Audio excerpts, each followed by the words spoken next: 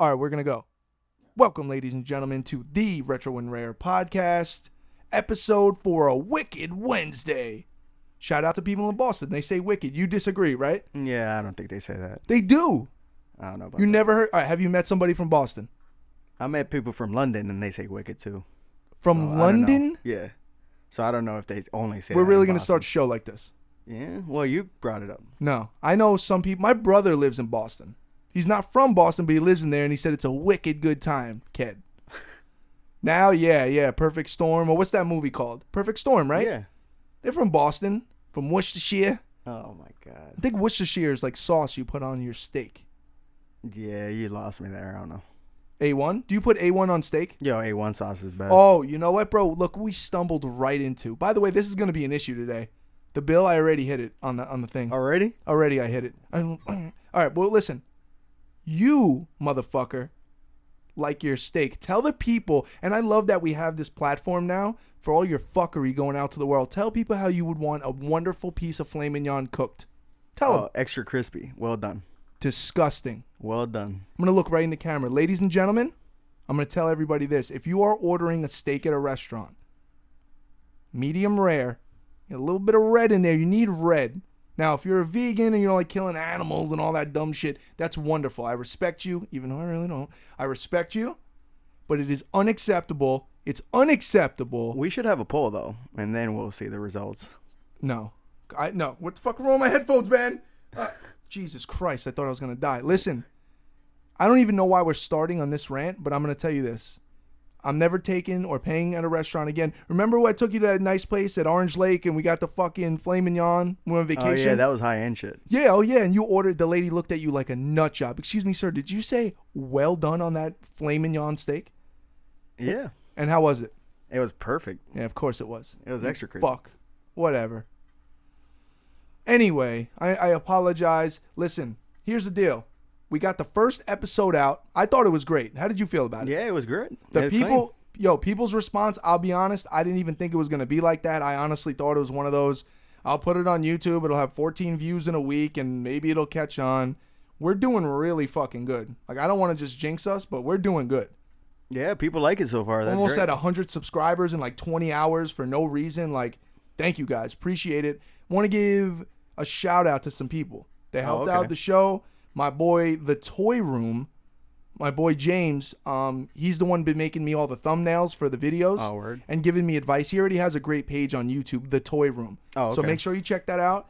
And my boy, Metal Slugger, because everyone's like, yo, what's with this artwork of your face? And the shit's crazy. Andros shit. You said from Star Fox I look like Yeah. Andros, right? Yeah. With my hands out and shit. No. Metal Slugger, and he has that's his @ on Instagram, Metal Slugger. He also has his graphic design page, which slips my mind, but you'll see it through his other shit.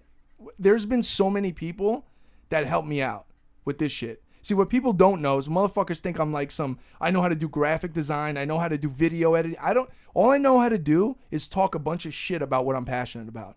But That's true. But what I've come to, fuck you. What I've come to realize is, though, if you match what I do, and then you have talented people around you for the other shit, it's just like when I had my little music career early on. Oh, yeah, I tried to do everything. I tried to produce records, mix and master, write my own. You can't do that because you're diluting all of your talent. You know what I'm saying? Through each one of those. It's something that. So if you're like want to be a content creator, just know you can't do it by yourself. And if you can, that's amazing. But most people are gonna need some help. And I'm really fortunate over having Instagram this many years. I built up a network of just incredible people, bro. So I'm super excited, and thank you to everyone who's helping make this possible. Because even though it's me and this kid Doyle and we're shooting it in here, we're doing all this shit, there's a lot of other people behind the scenes that help, including shout out Gigantor. Oh, yeah, he's cool. Nobody knows who Gigantor is. You might have seen him in a couple video clips. I call him my bodyguard. We call him Gigantor for a reason. He's giant. He doesn't have any social media. He doesn't give a fuck about any of this. He's helped me hang shit up in this room. He's helped a million different ways. I guess he'll eventually see the show. The driving setup, he set it up. Oh, this whole thing. The whole driving simulator. Remember when we first were setting it up and he told me to sit down so I can get the wheel height right? And I told him, just do it up here. If I would have listened to me, I would have been driving a fucking school bus, bro, up here. That motherfucker. Bro, he helped me out with that shit, so I'm excited. Now, today we're going to jump into a whole bunch of topics, whole bunch of random shit, gaming related, movie related. I guess we're doing like almost Twilight Zone from the other day, episode 1. You're drinking Oktoberfest again. Yeah, of course. I bought another 12-pack. Oh, I fucked up. I left the Red Bull in the front, the label. Oh, shit. All right, Red Bull owes. Sponsored, not sponsored by... Oh, I'll tell you why. We'll send the bill. Look what happened. They put the fucking mouthpiece. They know. Look, I can't drink it without... Ah, they little bastards. It's all right, though. It's not a big deal. So... Well, you got to take a good shot, though. That was like a little baby shot. Bro, what do you... If you don't shut the fuck up, you understand? See, you're already getting too comfortable. You're taking over the fucking show. I don't want to hear this shit, okay? Now, give me some topics because we got some good shit we wanted to talk about. We did a little bit of pre-production here today. Kind of excited. Give me, what do we want to talk about first? All right, we got the shout-outs out of the way, so I appreciate those people. What about Final Fantasy VII? Oh, okay, so comes out on your birthday, which is March 3rd. Yeah. All right? We fucked up and we didn't get the limited edition, which seems to be, I mean, it sold out instantly. Shout out Espionage VR, espionage.vr on Instagram. Those are my peoples. They make some incredible clothing. Matter of fact, perfect segue. Enter code RETRO15 on their website when you check out. 15% off, dog. I got you. 100. You know what I'm saying? And they make, the quality, look, bro, champion. Nice. Champion, okay? This is legit shit. The clothing I rock is going to be a thing in the show, I can tell. Because I'm always going to be cautious or conscious, I should say, of what I'm wearing. And there's going to be always something behind it. So that's cool. Shout out espionage.vr. They have some incredible gaming-related merch, but specifically, you know me, Metal Gear. Oh, for real? Bro, they got some Snake. They have some really good shit. Like, really good shit. Really quality, and they've been really good to me. And I'm excited to work with them. So definitely shout out to them. Final Fantasy was the topic, right? So the remaster of Final Fantasy VII. Now, I'm kind of confused because there's some people that have a playable demo. Have you seen this? No, I haven't. There's people that have a playable demo of this game. There was some chick I was watching on YouTube, and I'm ignorant to the fact of how to get it. I don't know if it was something that you signed up early for. But, dude, just like all the previews, and I got to be honest, you know me, I'm impatient as shit with this. Oh. But now to finally see real people playing the real game as opposed to development footage, it looks... I sent it to you, remember? In Midgar. Oh, yeah. In the beginning, you know what I'm saying? But, man... Because Final Fantasy VII, to me, I hate to sound like the generic guy, but it is my favorite Final Fantasy. A lot of people like Final Fantasy VIII. Mm-hmm. Yeah, I heard that too. I've never been a huge RPG guy like my whole life, but you can't deny Final Fantasy VII is ridiculous. Yeah. And, you get convoluted in the RPG talk. Because people that are ultra nerdy into RPGs, you got JRPGs and all this shit. Yeah. RPGs, to me... Isn't Grand Theft Auto technically an RPG? Yeah, pretty much. But there's different types. Like, there's turn-based. Right. Which would be like Final Fantasy VII is the turn-based. Exactly. Pokemon. Oh, yeah. There you go. You got your one Pokemon thing in the show. That's it? That's it. The Done. Pokemon's coming out next month. You said it twice. Oh, done. Shut it down. I'm trying to think of another RPG that I really like. Well, I like all the SNES. See, when I think of RPGs also, I think of the old school. I think of Dragon Warrior on NES. Like Dragon Warrior 4 is fire. Oh yeah, that one. Yeah. Secret of Mana is fucking fire. Or is it Secret of Mana? Oh yeah. We're gonna have a problem. We're gonna have a problem with this show with the way that I pronounce things, the way you pronounce things. I'm still stuck on Mario or Mario. I told this once on the podcast. I grew up in New York 25 years. I had friends named Mario. We called him Mario. We never called him Mario. His mother never called him Mario. It was Mario. How you doing? I'm over here. That was it. I come down to Florida. I'm like talking to gaming friends. And I'm like, yeah, Super Mario 3. They're like, excuse me? It's Mario. And I'm like... And they get pissed too. Yeah, people are real bitchy with that kind of shit. But they love the grammar police specifically like to call you out on shit. They specifically love to do that. So, anyway, RPGs in general I'm a fan of. Back to Final Fantasy VII Remake, March 3rd. Excited. Gameplay footage looks crazy. I'm, for once in my life, being semi-reasonable and not getting the $400 or how much was it, $300? Yeah, it was like 400. Yeah, resell is gonna be Oh god. fucking ridiculous resell. I know it's gonna be stupid. I already know. It probably already is. I bet you go on eBay and you type in Final Fantasy VII, this, that, and the other limited. Oh, pre-order in hand, $750. Fuck that shit. I'm not paying that. You gonna pay that? I was thinking about it. How do you feel? That shit is nice. How do you feel about paying? And I don't even fuck the old school shit for a second. How do you feel about paying way over retail for the new games coming out, special editions? Like, for instance, Final Fantasy is a perfect one. That shit is fucking coming out in a few months or whatever it is, and that thing is $700 already. I mean, if you could get your hands on it early, then you get lucky. But if you can't, then you have to either pull the trigger on it, or it might even go up more in price. You know? You got the Resident Evil 2 one, but you just pre-ordered that, right? The yeah, remake, that one I pre-ordered. the Leon statue. Yeah, that one didn't go up in price that much, but that Final Fantasy one was nice. Word. So anyway, Final Fantasy coming out. I'm excited. Whatever. What else we got on the list? All right, we got the new Joker movie coming out. Oh, Joaquin Phoenix. Oh man. Is there a problem with the way I'm saying that? I don't know. We're gonna have to ask the public. It's Joaquin. Mira, Joaquin Phoenix. What nationality is he, by the way? Before I get. I don't think he's Spanish though. Oh fuck. He's not? I mean, he played Johnny Cash. I doubt he's Spanish. Okay. Well, who's more racist now, me or you? Johnny. What I'm saying is, okay, is the name Joaquin not a Spanish name? I don't know. You don't know. Are you not Peruvian? You want me to look it up? No, I don't want you to look it up. I want you to know this shit. Know your heritage, goddammit. It's ridiculous. Well, he's not Jose Phoenix. Then I'll be like, okay, he's Spanish. You never heard the name? I used to know a dude from El Salvador named Joaquin. What? You just don't like the way I say it. That's the only problem, bro.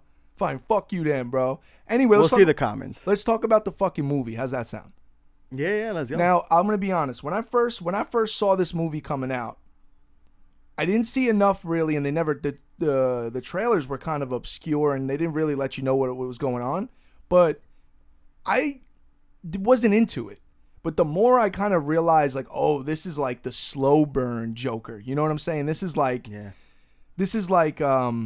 watching him fucking deteriorate into this sick fuck, but in an artistic way. See, it's different, and I kind of like that because I'm into weird kind of dark movies, but I also but I kind of want Batman fighting Joker. I still want that dynamic, and this just seems like an artistic view of Joker and his life, and it's like, you know, he's in Gotham or New York or whatever, and he's not growing up, but he's like having a hard time with his job and all this other shit, and he's an outcast. Yeah, it's like real life shit. Yeah, but I don't want to judge the movie before I saw it based on these clips, but I kind of feel it's going to be successful. I think it's going to be one of those critically acclaimed movies.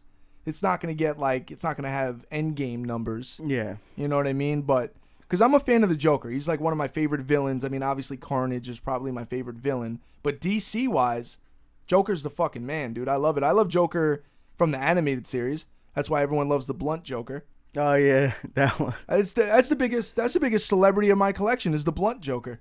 Yeah? Should I zoom into him? No, don't touch it. You touch that camera, you're dead. It's over. And oh, by the way, let's address... So the first episode, I appreciate the support, guys. I know there was issues with the lighting. It was a little bit grainy on the first shot. We're working through this. We're hoping the content overrides any little fuck-ups like that. I think it does. I think we're in a good space there. And we're dealing with, quality assurance issues like any other show would. But it was the first episode. I still think it looked good. Most people did. People that are really savvy with YouTube hit me up like, yo, just so you know, this, that, and the other, which I appreciate. Nobody's being a dick. I'm with it. So what's another topic we got going on here? Let's keep it. All right, let's see what we got. Keep it going. We got Spider-Man and Sony makeup. So I'm ignorant to the situation as far as them making up or really like understanding. So what was the initial problem? To let people know what the initial problem was. So the initial problem was that Disney basically wanted more money. From Sony. Yeah. And Sony has the rights to Spider-Man. They bought it for cheap. Well, why can't Sony just make a Spider-Man movie by themselves? Why do they need Disney? Because they want Spidey to be in the MCU with the Avengers and all that But stuff. Disney owns all that, right? Because yeah, exactly. Spider-Man is only Sony. So they basically, Disney got Spidey borrowed from Sony. They borrowed it. Got it. Okay. Yeah. And then Disney said, okay, yeah, that's done. Let me get the paper. Yeah, Sony basically said Do you that. think they walked into the office, they waited for the Sony executives to sit down, and then they played Gimme the Loot by Biggie? I've been robbing motherfuckers since the same shit. You think that was what happened? It could have happened, bro. It could be. They want the Same loot. clip and the same 4-5. I mean, bro, have your mama saying it's so hard. I mean, look, at the end of the day, you're the big Spider-Man fan here. Yeah. So I'm glad to have him back. All I want is a Carnage movie, and everyone's like, yo, Woody Harrelson, he's coming out, bro. It's going to be Carnage. It's going to be sick. I'm like, bro, it's going to be a whole movie of Carnage? Full Carnage movie? I think so, because Spidey might actually enter into the Venom kind of universe. Now, Sony owns all that, right? Yeah. Anything Spidey related. Anything Spidey. How do you think your boy Stan Lee feels about this in his grave right now? Well, he was pissed initially. Now he's all right. Well, how do you know, bro? That's still staying a little crazy there. You don't really know how he feels. But I'll say this. I want the Carnage movie, but I want the real Carnage movie. I want the real shit. I don't want the... I don't know, because I don't know how I feel about people or these... I don't know. Wait, I don't know how I feel about people that criticize comic book movies for not sticking to the comic. Like, how do you feel? Yeah. How do you feel about that? Because you're a comic guy. Yeah, I mean, I don't mind it. It puts a little new twist to it, you know? So, I mean, I'd rather it be like something new. But what do you feel about the later Spider-Man movies, like Homecoming? Yeah, I mean, he's a different age, you know? So, it's more geared toward the kids. But you like the anime one? Yo, the Spider-Verse one was sick. Animated. So I Yeah, don't get that one murdered was in the like- comments. That one was like really good. Miles Morales and all that shit. It was good. Yeah. I watched it. I mean, it was good. And Yeah. I'm not even a real fan of that whole situation. Oh, you know what's going up in price is your Carnage comic. I seen that shit go on $200 at a comic book shop, non-graded. Not graded? Not graded. Bro, I paid, that's a 9.6 white pages for $125. Oh shit. $125 I paid for that. Actually, no, Yeah. I paid $100 for that, but I've had it for years. Now, hold on. Speaking of graded comics, you're the only idiot that I ever met that opened up a graded comic. Oh yeah. Would you like to let the audience know what kind of fuckery you were involved in? So it was an 8.0. It wasn't that big of a deal. I opened that shit is hard to You open came though. to my house CGG. frantic and said, bro, I don't know. You ever open? I don't think you're supposed to open these. I said, bro, what do you mean? It's great. Somebody went out of their way to grade a comic so it stays in that condition, paid money to do that, and you just murdered it. Yeah. It was tough not to rip it and shit. So it was a mission. It was mission impossible. But now I get to read it. Unbelievable. All right, bro. So hit me with the next topic.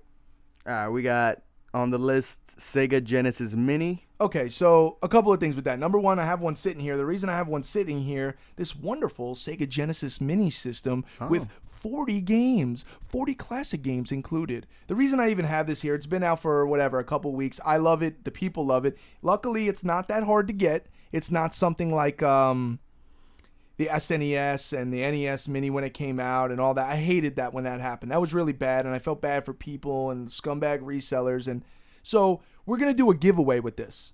Oh, word. And I have a few of them, but we're gonna start off with YouTube comments. So anyone that comments in YouTube on the page under this episode, we'll say episode 2, right? Okay. Anybody that comments episode 2, you're automatically entered. One Nice. comment per person. Don't try to get fucking crazy and do 72 comments. One comment enters you. I'm going to do a random name generator thing, number generator thing. I'm going to put it in the list. We'll do a live drawing. Yeah. And I'll figure that out. We'll probably do that before the 5th or 6th episode. I might give away a couple of Maybe them. even IG comments too. Whatever. Yeah. Don't confuse people. Okay, true. My Don't bad. fucking confuse them. Sorry. Thank you. So we're going to give away one of these motherfuckers. I hope somebody gets it that really wants one. Maybe that don't feel like spending the $80 on one. I mean, it's dope. I really hope it goes to someone cool. And if it goes to a scumbag, well, whatever. It is what it is. You're still a scumbag, but now you got a Sega Genesis Mini. Not bad, right? But overall, though, did you have a chance to fuck with this? Nah, I haven't got it yet. It's really good, man. I love it. I will say that I wish it came with the 6-button controllers, but Retrobit has the 6-button Sega Genesis controllers. And the only reason I say it's kind of a dick move from Sega Oh, word? is there are some games on there that can use, like Street Fighter and stuff, the 6 buttons. So it's like right off the bat, unless I spend another $20-something, I can't fully utilize it. Yeah. And you know me, I'm not the guy to criticize these things, but if I want to nitpick, I would say that I wish that 6-button came in the box originally. Do you know how much those controllers go for? Damn, I don't. I think they're like 30, maybe 40, 50 bucks around there. No, well, you fucking nuts. $30, I would say, would be. No. Look that up right now. Look that up right now, and you tell me how much a Retrobit Sega Genesis 6-button controller costs. I bet you it's below $25. And if it's not, we're going to riot in the streets tonight. Why? Because, what do you mean, why? $50? Bro, you're out of your mind. $20. God bless me. You can give me a fucking aneurysm. That's wonderful. Now, I would really recommend this to anybody that, I mean, you've probably watched a million YouTube reviews. This isn't a review on it because it's been out forever, and who the fuck cares? I would recommend this for a casual gamer that really wants to be able to play Sega Genesis games simply. Have you heard of anybody hacking these yet? Nah, not yet. But it's only a matter of time. I know. That shit's just like the PlayStation Classic. And matter of fact, I actually have 3 extra PlayStation Classics in the tuck that I never opened. I just left. And I'm going to give those away too. But what I'm going to do with those is I'm going to give them the True Blue Mini. Oh, nice. The True Blue, True Blue Mini. I've talked about it a million times. That's the preloaded games, which I still don't know how they get away with, on a USB stick that you plug into controller port 2, and it has 101 games already built in. Yo, that's clutch. It is. And I will say, the PlayStation Classic, the games it came with are kind of shitty. They're not the greatest. Nah, yeah. But once you add that, yeah. I mean, it's nice. They're a little bit, and like that was my only criticism is the game list. And a lot of people get really bitchy about the game list knowing it's going to be hacked. So that was my initial issue with the PlayStation Classic. Everybody hated on it knowing it's going to get hacked. And then the price dropped and then it was the greatest thing ever. I get it. You didn't want to pay the $100 for it. Whatever. All right. What else? We got anything else on the docket? Well, I have a problem with the price. I mean, it could be less. It could be like $60 and then, it sells pretty good. Well, like, I got mine for 20 a piece. That's why I bought. That's amazing. Why I bought 3 of them, because I was at GameStop one day and I noticed it said 20. I already had one, but I was thinking of doing a giveaway anyway. Yeah. So I asked the guy, "Are they really $20?" And he said, "Yeah." So I said, "I'll take whatever you have left," and there were 3, and I just kept them. They're just chilling in my office. So, but I'm gonna give them away. And look, I'm not an idiot. $20 is a way better value for that, but sometimes the YouTube influencers, they have an effect. People like Metal Jesus went on a rant about it when it first came out about how shitty it was. Damn. And I personally think people like that can influence whether you make a decision or not. I'm not really influenced by that. I try to go off my own experience. Now, your own experience may include you having to spend the $100, play it, and go, this sucks. And I get that. You can't just go back to the store and go, I just watched Metal Jesus. He was right, man. This thing's garbage. Just take it back. Give him $100. They're going to be like, nah, bro, fuck you. So I get it. Anyway, next topic. All right. We got retro gaming market. Okay. Because this is something a lot of people hit me up about. And full disclaimer, nothing I say here is like financial advice to anybody. I'm not a fucking financial advisor. I'm not anything. So I got into this, you got into this a long time ago when things were more reasonable.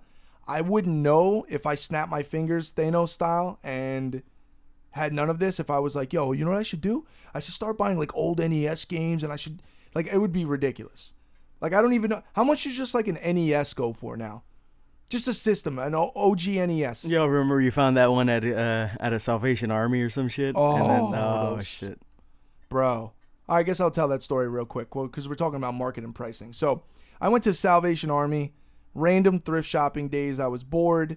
I went in there. I'm looking around. They didn't really have shit. And then as I'm approaching by the front door to leave, I noticed behind the counter, there's a perfect, pristine action set NES in the box. It looked brand new. It looked sealed even. I don't even know. And I'm staring at that thing, and before I left, I go, "Oh, how you doing, ma'am? Yeah." I wasn't even thinking there was like, I don't care. What could the price have possibly been? It's a thrift store. It's a Salvation Army. I told the lady, I'll just take that. Whatever that is, NES, I'll just take it. Like, I was thinking it's $20. Like, she goes, "Oh, no, honey, it's not for sale." I'm like, "Excuse me?" "Oh, yeah, that's going up." I remember, that time of the month. She was like, "It's going on the sale the 13th of the month." And I said to myself, I said, "What do you mean the 13th?" Well, they said, "Yeah, that's when we're doing it." And I felt like saying to myself, why are you guys not just like, that's something you guys got donated for free. That should have been on a shelf in the back, dusty, just chilling next to an old Bernstein Bears fucking book.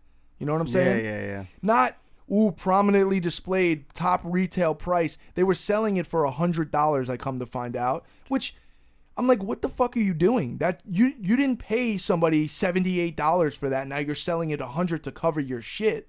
Like, what the fuck are you doing? It really aggravated me. Not only that, I happened to come back the day of the 13th. I just happened to come back, and it was obviously gone because someone probably waited outside to buy it. Yeah, but even so, like, what kind of shit is that? That doesn't make any sense to me that a Salvation Army... And look, the jig is up, right? You go to a garage sale nowadays, and there's a Dreamcast on a table with a bunch of old random silverware and shit, and you walk up to that Dreamcast and there's no price, and you ask, and there's a bunch of games, you might ask the guy, old lady, whoever's selling it how much it is. They tell you to hold on while they go on eBay and then tell you the top eBay price. Yeah, I hate that shit. Like, what's the point? Now, some people, but devil's advocate, some people will say, well, bro, that's the fair market value if they're smart enough to know what it is. But in my opinion, fuck you. You have it on your front lawn on a fucking on a plastic table to get rid of shit. Not try to fucking get top dollar for everything. And if you cared so much about it and valued it, then why are you selling it? So let the fucking kid have it for $5 and just call it a day. And then like a stack of games, and then a lady goes through the stack of games and wants to price every single one based on eBay prices. Well, what the fuck? Why don't I just go on eBay? I mean, like, what are we doing here? I think you ever went to like garage sales and saw that shit too, right? Well, that's what I'm saying. I went to a garage sale and that happened. Damn. And I wanted to kill this lady and be like, what are you doing? Like, that's not the way this works. I just leave, but I have murderous thoughts in my head as I'm driving home, like Norman Bates, like driving. Like, it was seriously, bro, because it's bullshit. Like, the way it's supposed to work is I'm supposed to walk into a garage sale and buy a Dreamcast game for $5 that's worth $75. I don't resell it, but some people do. And look, the way that I think it's supposed to work is not really the way it works, but I remember the days when people viewed that as garbage. And I've been around gaming and I've been in the hobby that long that I don't like these new parasites that latch on. Because guess what? It's just because it's worth money now. Like if bottle caps were worth money, all of a sudden, people would start hoarding bottle caps and trying to sell them. Now listen, I'm a pro-capitalist guy. I'm with it. I'm with you making money on shit like that. But you know what? At the end of the day, I don't know, man. I don't know how to really articulate how I feel about it without sounding like a spoiled little brat. Like, why do you know the value? Like, what do you want? So someone would say, well, Mike, should you sell your Dreamcast games for $5? Well, no, because I don't sell anything. That way I don't ever have to worry about that. I never have to worry about how much a game is worth. That's why I asked you before, how much is an NES going for? Yeah. Because I don't buy 74 NESs in my collecting life. I've bought maybe 3 NESs in my life because one of them broke, or I just needed an extra one, or I gave one to a friend or you or something like that. So the retro gaming market is crazy, just like sneaker market is crazy, and things are worth what people are willing to pay at the end of the day. That's realistically how it works. If somebody wants to buy stadium events we talked about the other day for $5,000, $10,000 for a loose, shitty copy, then that's the way it is. Well, that's what's happening with Panzer Dragoon Saga. Right. Well, when we first started collecting, we could have got it for $150, $200, and that was nuts. But remember saying who the fuck would pay $200 for a Sega Saturn game? That's insane. I would pay $200 for it now. Now people want $1,200. No. What about $750? It was just $750. Yeah, I mean that's a good deal nowadays, dude. But I love it. I mean, look, I love being involved in a hobby that's taken to this new level and these new heights. But I just don't know if it's sustainable as an investment. I don't know 100%. I think that I got in and you got in at a time where if we decide in 10, 12 years to sell this shit, there's at least a 40, 50% return on what we spent. But as a new collector... Well, some people are worried about the market crashing. But that's not going to happen. Let me tell you why. There's no way one day Mario Kart on N64 is going to be an $8 game. I mean, I understand, like, if it becomes really easy to emulate these games, which I understand it is, not Sega Saturn, maybe PS2 is kind of weird, but these mini systems, to me, only drive up the price of the old school shit. Because at the end of the day, you could have one of these, but I got the OG shit. I got the real cartridge you put in that shit, and to me, that's going to hold its value. The problem is, we haven't seen a retro gaming market ever because this is the first time that video games have become collectible. Video games have only been around, since the early 80s, if you want to say late 70s, if you want to get into the Sears systems and the Pong like that. I'm just talking about like NES came out in the mid 80s, right? Yeah. So that's really where this shit started. So you have 35-ish years of gaming. Your parents didn't grow up on video games and know what they're worth, but they grew up on toys like action figures or Star Wars figures from the 70s. Those are different, but there was a toy market even before those came out, so there's a way to gauge it. And now, that's popping. It is. And toys are crazy, and I kind of got halfway into toys accidentally, but video games are my true passion with this shit, and that's why most of the shit is gaming related that I do. But even now, like, dude, I dipping my toe into buying vintage hip-hop vinyl. That shit gets crazy. Yo. Dude, some of these things, and you know what? Speaking of which, one of my favorite albums, which you don't agree with, I don't know why, AZ, Do or Die. It's all right. He's the most underrated MC of all time. Let me look in the camera. He's the most underrated MC of all time, AZ. I don't care what nobody says. You can hit me up. I don't care. Remember, I have that vintage AZ shirt, the OG hip-hop tee. Oh, word. Right? He's re-releasing that same t-shirt. Oh, shit. Because he probably obviously has rights to the print or some shit, but he's doing it along with a re-release of Do or Die vinyl limited. Damn. Yeah, but I'm trying to be responsible. I gotta stop just instantly seeing shit like that and go, cool, bye. Yeah, well, you got the first print, though. I do, and I have the OG print. I was just saying even more to this, how, yeah, you could buy the reprints, but the OG is always the best. Yeah. Except for sneakers. It's cool to collect OG sneakers, and I'm with that, but you can't wear them.